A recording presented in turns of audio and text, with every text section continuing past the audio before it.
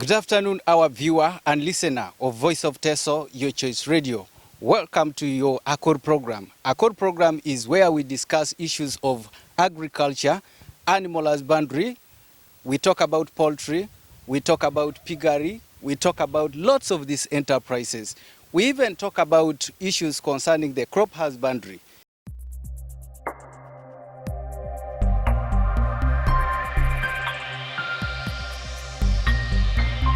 This afternoon episode belongs to Lekao Animal Farm, a project that has been set here in Orobai Village, Arapai Sub-County in Soroti District. And this afternoon, we shall be looking at one of the enterprises. Of course, it's a project that is entailed with a lots of agricultural enterprises. They do piggery, they do poultry, they do goat rearing, but this episode belongs to piggery farming here at Lekao Animal Farm in Orobai Village, Arapai Sub-County in Soroti District. My name is Charles. Let me take you through the farm.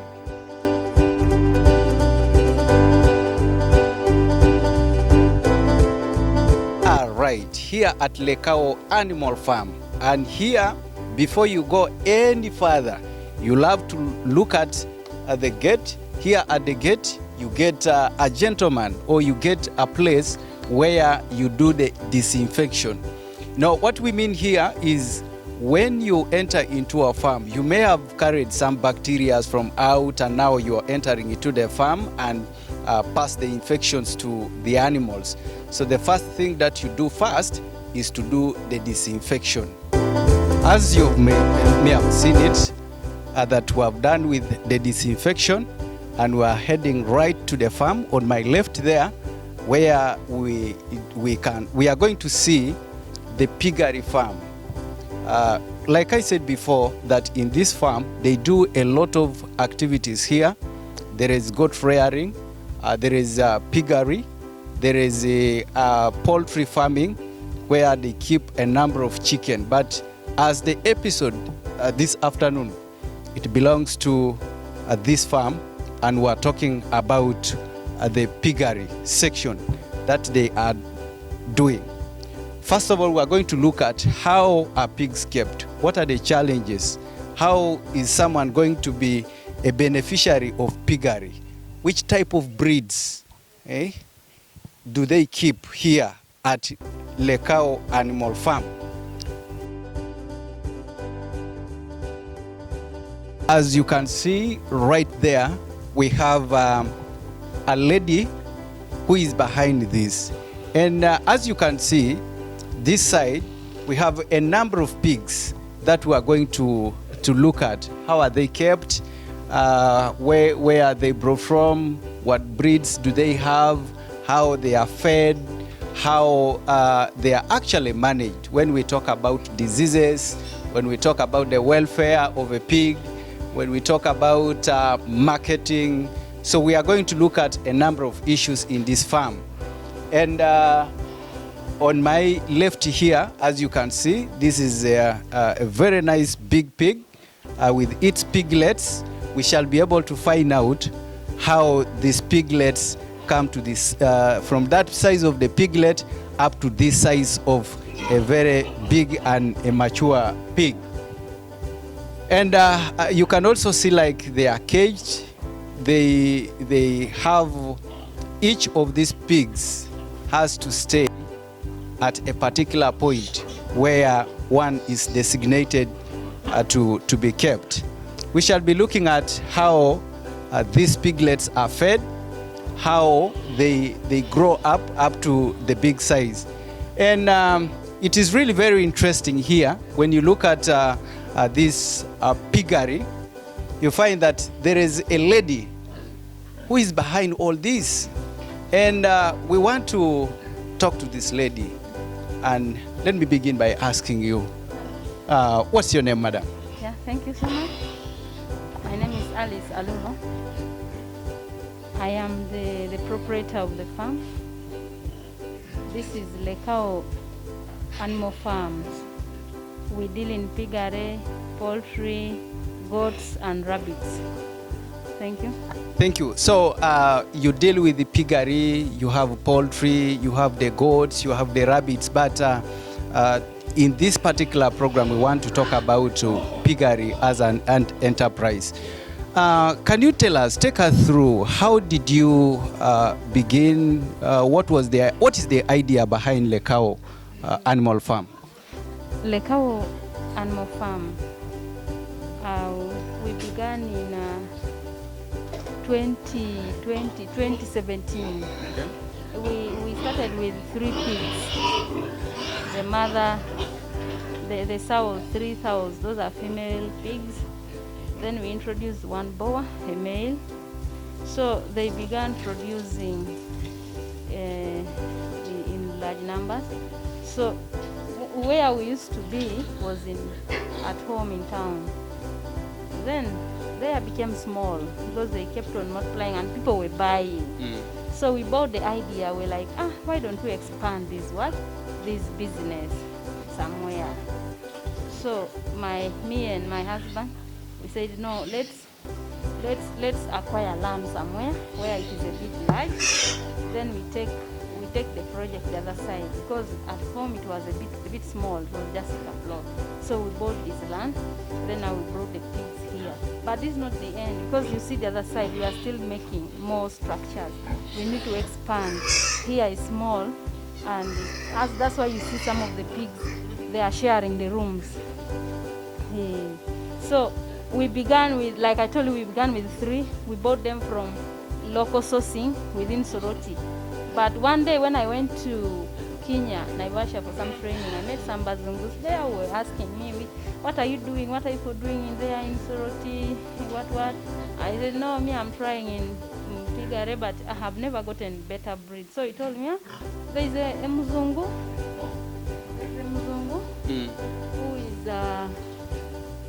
who is setting up a farm in Mukono.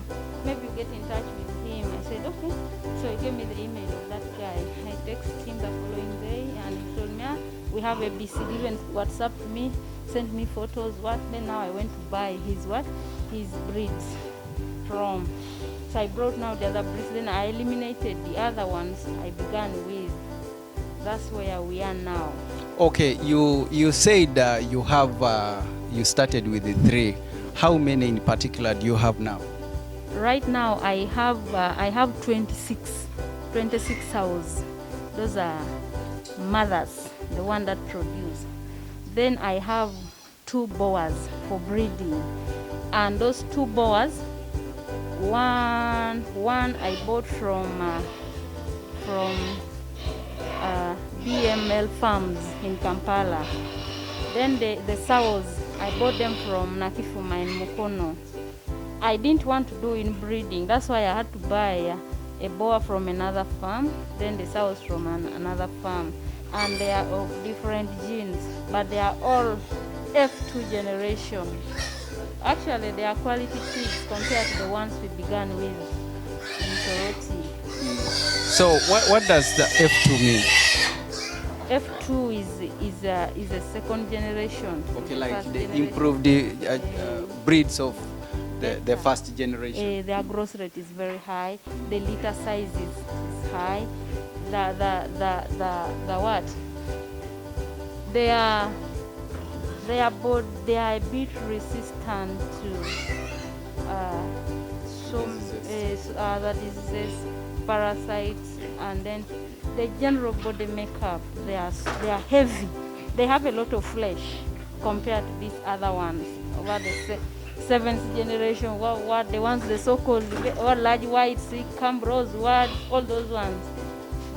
Okay, when you look at these pigs, you realize that they are almost, actually they are one color. I can see they are white in color, and even the production, the piglets that have been produced, they are also white. Why did you choose white in particular? No, I did not choose white, but this is mainly the color that the breeders, the people who do the breeding of the pigs, have gone for. this white. And also white does not absorb the heat. Remember, the pigs, they do not go with so much heat. If it is black, you see how hot it can be, but if it is white like that, it does not absorb the heat. And also, generally, I see white is more attractive than black. Yeah? Okay, let's talk about the feeding. I can see they are also fed. How do you feed them? I usually give them maize bran, and then I mix a concentrate. A concentrate is also a complete feed without maize bran. It has everything in it: soya, sunflower, blood meal, blah blah. But we usually also add some other proteins, like the soya. Most times we add in so that it boosts up the growth. But these big ones, you see them, like this one eats 3 kilos a day, 1.5 in the morning, 1.5 in the evening. All these lots, they eat 3 kilos every day. So to say these are 9 kilos in a day? 9 kilos in a day. But this one, it has never produced. This is 10 months old. So we have brought it to be served. This is a boa. He is serving these ones. So after like 2 days, we shall remove it from here. He should have finished what? To serve. When the farm worker has seen him climbing. Then now, these ones, when it furrows, we add the what? The meals. If it has been eating 3 kilos a day, we can even add to 4 kilos a day. Like any pregnant mother? A lady who has given birth, you eat a lot of food, and should be good food, so that they have a lot of milk and they don't lose weight. That's what happened. And then this one will maintain its what? Feed. So basically that is it. Okay. As you can see this side, we have the piglets. The piglets. How old are these ones? How old are these ones then? Those ones are for 1 month. They are 1 month now. Okay.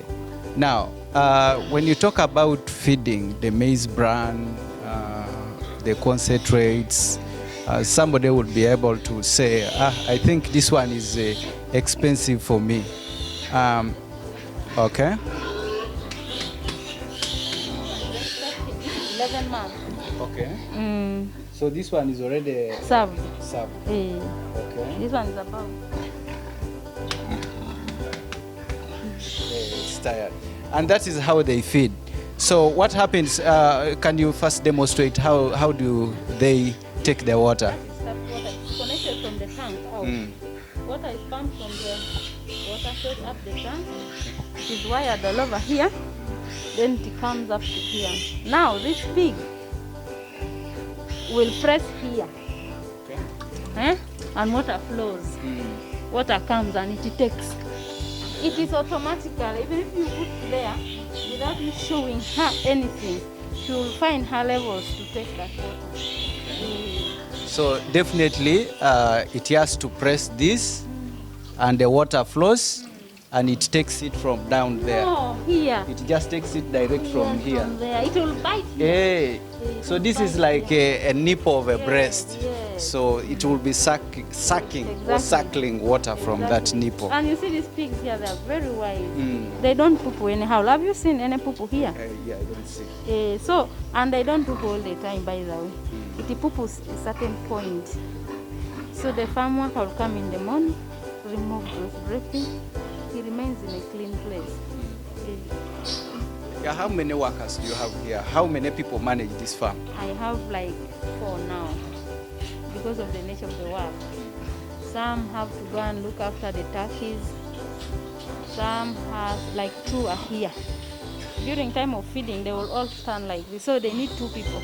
The other one will be giving this way, the other one will be giving this side. Okay. Then there's another lady whose work is to prepare for them meals, work, and then sometimes they go to do some bit of garden work. They grow their vegetables. Okay. So you've talked about setting up this. We can talk about setting up a structure like this one. How expensive or cheap is it? Because, you know, as maybe somebody who is interested in piggery, you would be able to advise and ask that person that, you know, it is for you to have ABCD. What does it take to first of all set up this kind of thing? Yes. One, you should have a vision. You should have something driving you towards what you want. Say like piggery. Because if you do not have something that is driving you, you cannot make it. You will relax. And you see these animals, they are very delicate. Sometimes they are naughty. Okay, like if you play around with it, for example, let's talk about biosecurity measures. Like when we're coming from the gate, remember they were disinfecting all of us, implying there are other diseases which can multiply very fast here, and it can clear this farm within 2-5 days. Those are swine fevers. Now, if you have opened up a farm and you know that this is where I survive and I want my farm to grow in the next 2 or 5 years, should be somewhere, you will always have a driving factor. You should always have something driving you to achieve what you want. But usually, to set up a farm does not mean that it does not need you to be a billionaire. It does not need you to be a billionaire. Like I said earlier, we started with 3 and they were local pigs. From the 3, now went up to 26. I think that's a better number. Now we are looking at having 50 or 100 sows. What are the requirements? That's what I was asking you. That, for example, setting up this kind of structure, I can see you have a very nice structure here. But then what does it call for a person who wants to start this kind of venture? The requirements, you should have some money. This project is not, I see, it's not like a very poor man's business. It is when you have some cash. Because these things they eat every day, you budget their food. Maize bran we buy in the machine. If it is maize, we buy. Everything is all about buying. You get it? So you need to have some money at hand, even setting up these structures. Because you see, like, they are permanent structures. Sometimes also they even need renovation. You should have some money before you begin even selling. Because when they produce and you begin selling the piglets, that's when you realize the money. And it takes you some slight time for you to begin recovering what you've put in. You get it? In other words, it's quite a long time. So for you as a person or as a family, how has this benefited you? It has benefited us a lot because we've been selling the piglets that these ones have produced, and we're able to make up that structure. That one there, it's only roofing. We have about 19 rooms there. That one is remaining only roofing. So these ones, they are still furrowing. Now, people are paying for these ones. The money we are getting here, we are putting the other side. We are not benefiting like having that money put in the mouth or what. We are still putting it back. You're still investing. Yeah, we are still investing back in the what? In the project. So we are looking at maybe in the next 3 years to come is when we shall really begin enjoying the money. But if somebody wants to keep like 10, that one is okay. That I want to maintain only my 10. You can build your house for only 10. You don't add anything. So when you put your 10, when they begin producing, you can begin selling them and eat that money. But if you want to have a bigger project, you may not manage to eat that money. You may put back the money into farm structures. Yes.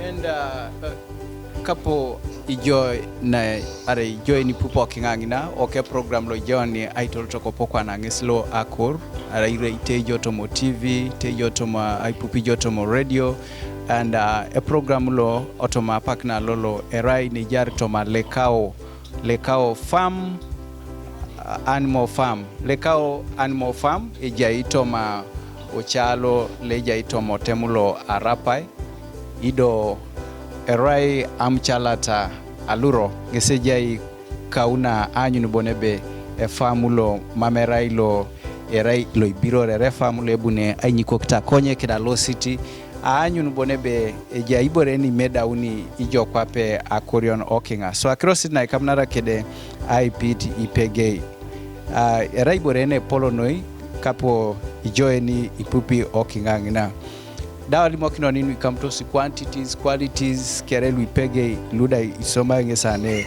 ikoto kwa naoni aire ikina akronu kamnara kede akronu amukan. Now let's talk about managing the piggery. When we talk about treatment, how do you treat them? How can somebody know that today my pig is not feeling well? Usually, that is the work of the farm workers. If you, the owner of the farm, is far like me, I don't stay here.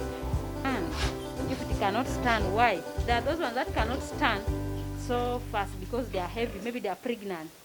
Then there are those ones that cannot stand or take long to stand because they are sick. So it is us to know what is making the animal behave like that.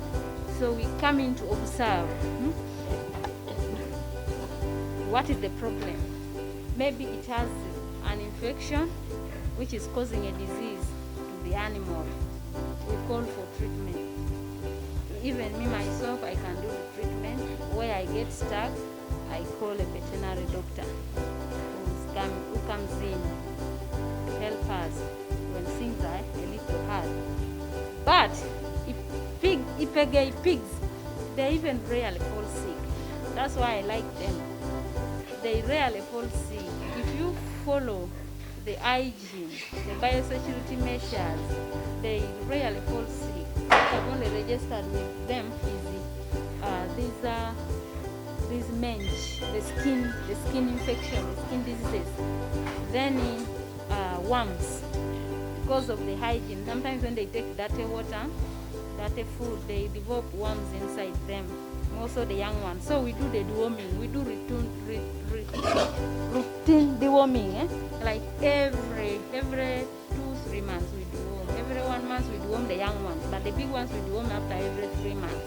And they are okay. We have not registered any serious case that they are sick, they are what, nothing. Okay, now when you look at the structure of this house, you find that it starts from here up to here. Those dimensions, how do you make them? Do you make them according to the size of the pig, the height and so on? How do you make them? There are standard measurements for pigs. So what are those standard measurements? If 3 meters by 3.5. Why?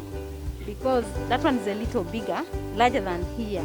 They have to put a creep area, like we shall go there and I show you. You have to put a creep area where, when it furrows, that is where the piglets will enter, so that it avoids pressing. But this one, we did not put the creep area. That's why the dimension is a little, not very big like the other one. Where this is 2 by 2.5 meters. Yeah. But next time we have to make it a little large. Actually, this was our starting point. Yeah. So it's like you're doing the demonstration here, and you're yet set for bigger things. Yes, not really demonstration, but it's a step ahead somehow. Okay, thank you. Like any other farmer, we have challenges. What challenges do you have here? Me, as a piggery farmer, we've had challenges which can be addressed. One is sometimes with the farm workers. That's where I want to begin from. They tend to delay work. They want to be dragged. You have to keep talking. You have to keep pushing. Yeah, you have to keep pushing. And if you are not there, if you're not here, work is slow. they can tell you I've done this. When you come, they have not touched. It's a different story. So it keeps wanting me around most times to be close to the farm, which is still okay because I feel I have a passion for my animals. Then the other thing is we usually have a challenge of them crushing the young ones. Like it can produce 17. Then if it produces at night, people are sleeping, you'll find that out of the 17, it could have even killed all the 5. They are dead. Then some other sows which have a bad malpractice, they tend to eat the young ones. After producing, they begin eating. So they also have characters. They also have bad characters. So those ones, we usually discipline them. They can beat the mouse. Then if it continues eating, we call it off, we remove it. They take those who slaughter because it's not a good mother. Then what happens to the piglets? The balance, the remaining ones that have not been killed? Foster mother. Because here, they produce, they have lots. Like 7 can produce ones, like in 2 weeks. 2 weeks period of time, you have like 7 or 8 producing within that period. So if this one is failing, we can foster mother, carry the piglets of the other one, give to this one. They continue. Then you supplement with milk, cow's milk. We give bottle feeding. Yeah. Then the other challenge is, like I told you, that it's not a poor man's business. I am not rich. That is the truth. But what I've looked at in this project, it really requires some cash. You really need to have some money at hand. Because everything calls for what? For money. To have some cash. Okay, first open, I enter a little inside there. I don't know whether I'm safe now to enter there. And we change. Okay, that is great. Now, okay, now here and there you are. This is the setup when we talk about the dimensions, the measurements that are taken to ensure that the pig does not get affected by any other maybe difficult situation, maybe breathing, walking around, and also being free. Like any other person, even at home or in the house, you need to have a free room that you can breathe easily and you can get comfort. Now, how do you identify these pigs? You know, even at home there, we name people, we give people names. And I have also seen the tails have been cut, and I don't know what is the reason behind. The reason behind cutting the tail is to minimize on bullying. They do bullying when they are produced, when they are still young. They like eating one another's tail, so they injure each other. That's why we remove the tails. So when they are like that, they do nothing. Yes. Okay. So how do you identify them? Like if you have this one, then the others, and they are the same size, they are white. Yeah, of the mothers. Let's talk about these ones that have aged. We have the tag numbers. Have you seen the tag number? Okay. That one is tag number 98, and we have the records. This one has a tag number. When it furrows, we record and we check with the book. Tag number this, we follow its details. But these are improved pigs. These are called PCA, a breed called PCA. But we crossed with a cross of a Duroc and a Landrace and a Yorkshire to produce those piglets.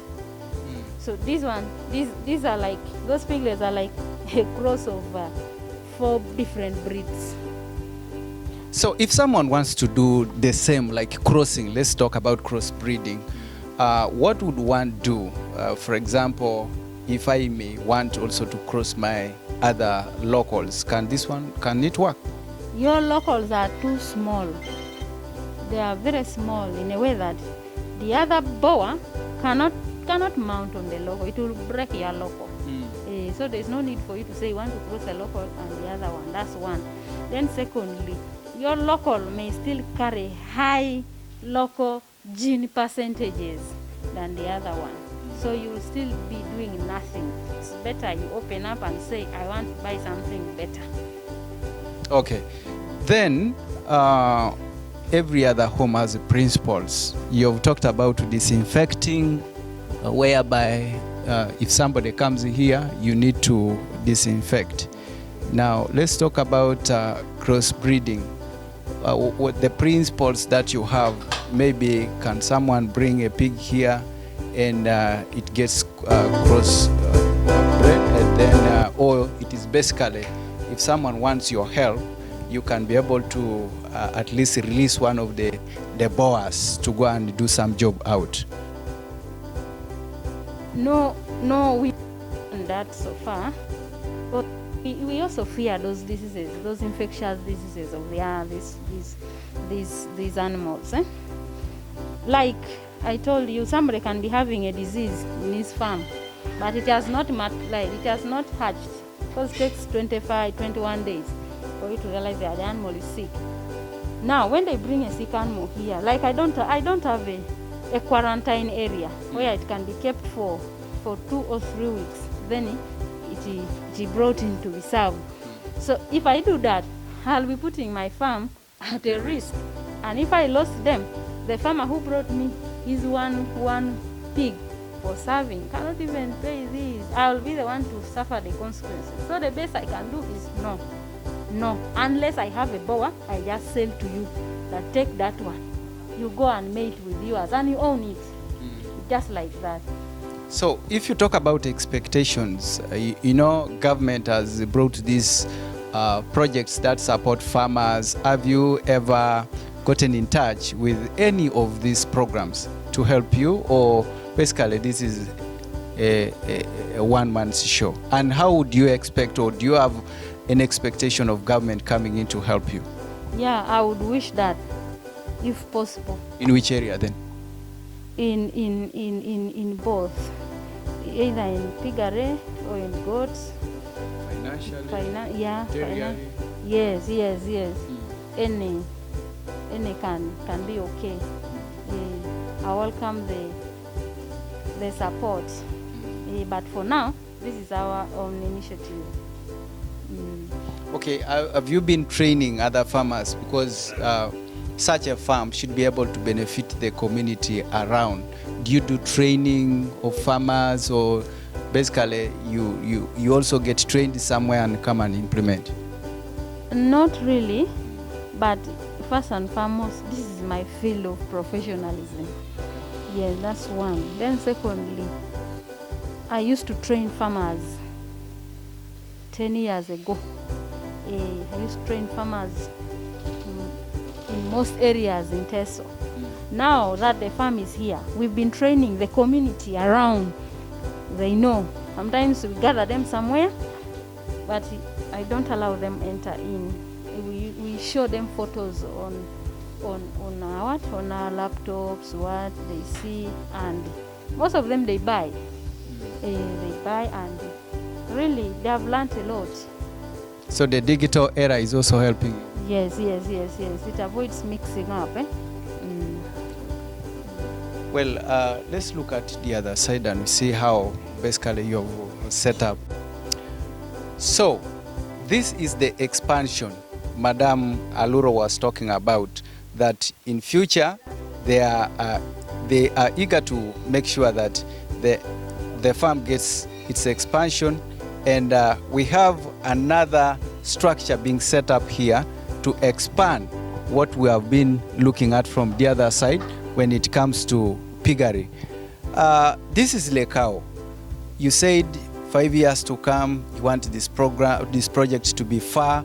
So let's talk about it. How big is this place? Is it up to where the other side? And did you buy it, or it is basically the inheritance land? Yeah, no. This land, we just bought it. We have not inherited. And this covers 5 acres of land. And remember, like I said, the other place, the other house is becoming very small. They are sharing the rooms. So we began constructing this one. You see, it is still incomplete. but we are yet to complete. Then we introduce other pigs this side. But we still have that side that we are going to work on for on the piggery. See, like an acre we are putting on the piggery. Then the other side we are putting poultry will be the other side.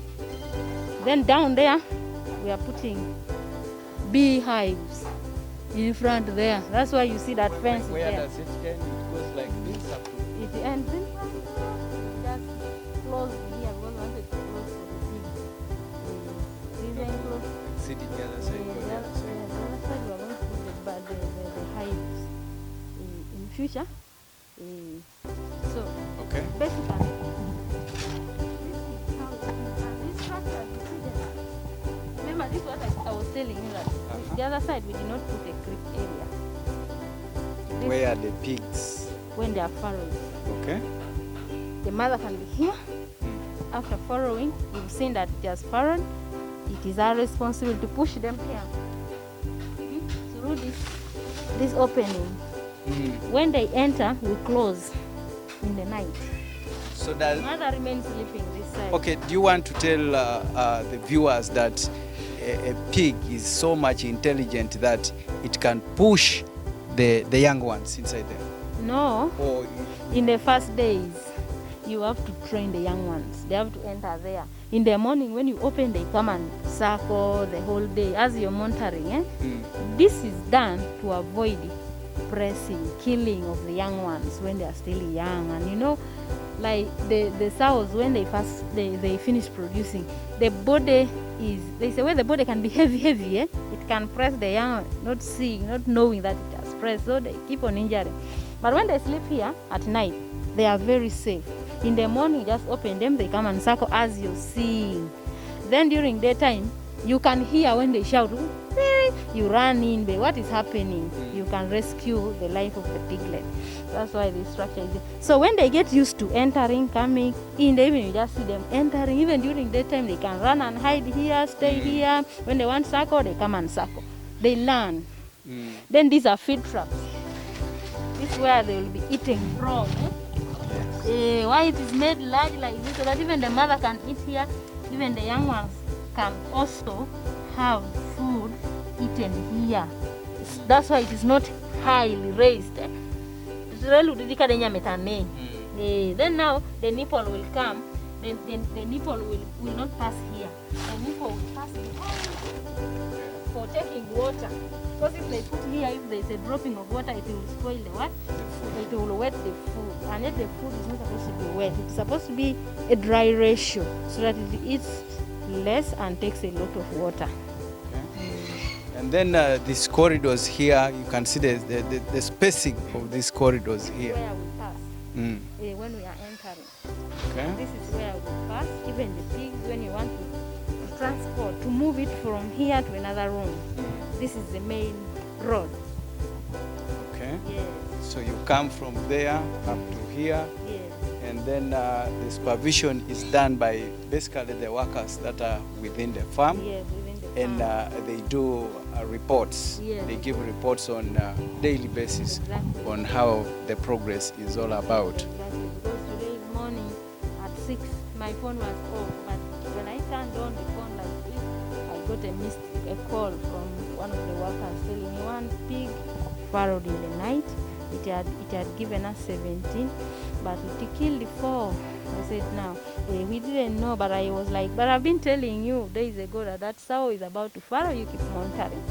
But you know, when things happen in the night, everybody is sleeping. Yeah, those are some of the challenges we face. Okay, so there is always those are byproducts now. I don't know how to call it. You know it technically, that the poo-poo, maybe like for the pigs and so on, can be used anywhere. Is that true? Yeah. And how are you managing that here? The poo-poo of the pigs, of course, the waste. They have, it has some serious odor. But for us, we've dug a pit, a hole down. So every day they pour it there. When they collect, they pour it there. And it is a very good manure. So after it has fermented down there, we take it to the nurseries, to our gardens where we plant the vegetables. Those very vegetables also we feed on the pigs. Remember, they don't come out loitering, but we give them those greens. So that thing works as a fertilizer, organic fertilizer. Then also we make maggots, those white maggots out of those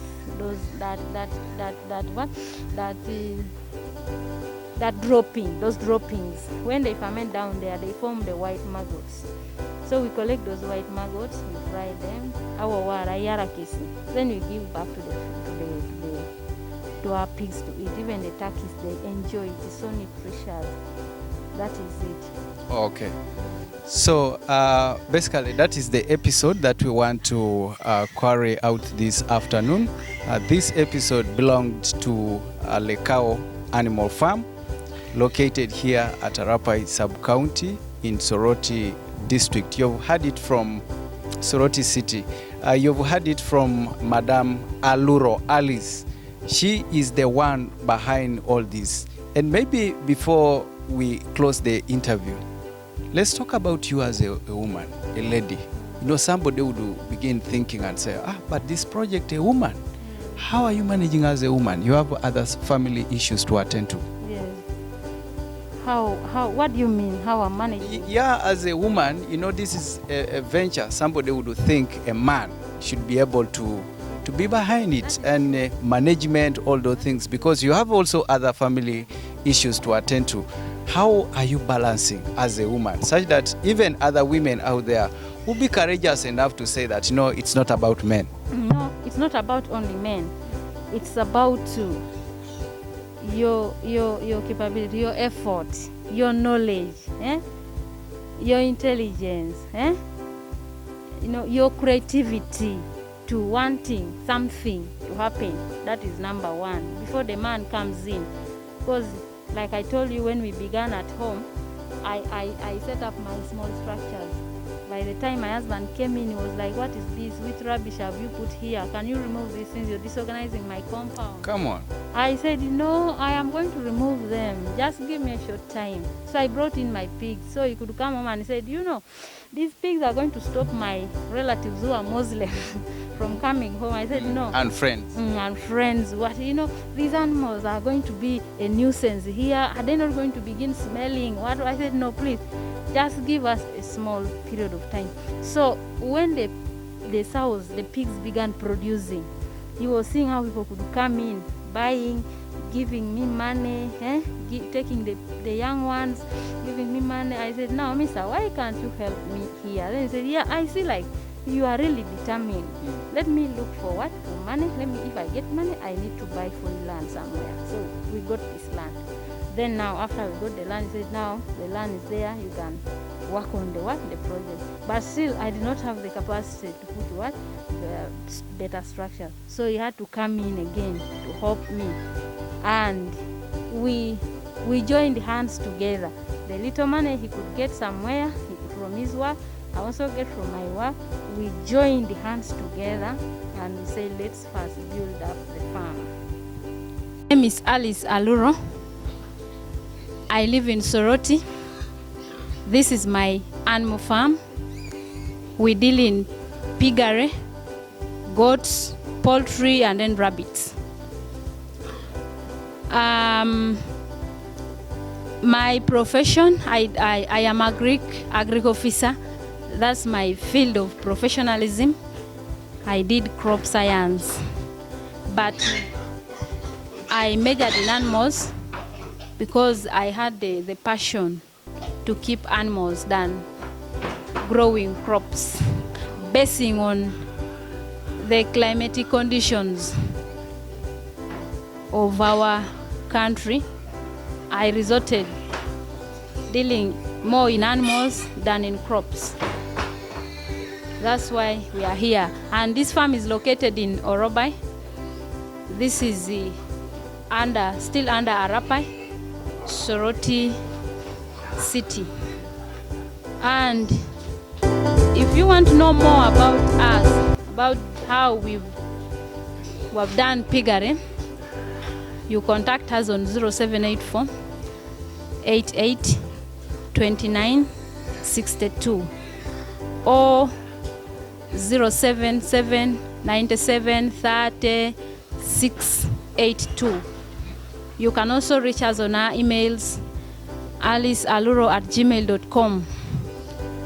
Also, you can check the other email is michelleojamuge@gmail.com. You'll get us and you'll be guided and helped. It has been a beautiful moment to have time with the Voice of Teso team. I have a feeling that we shall continue working hand in hand to make our farmers of Teso to grow. I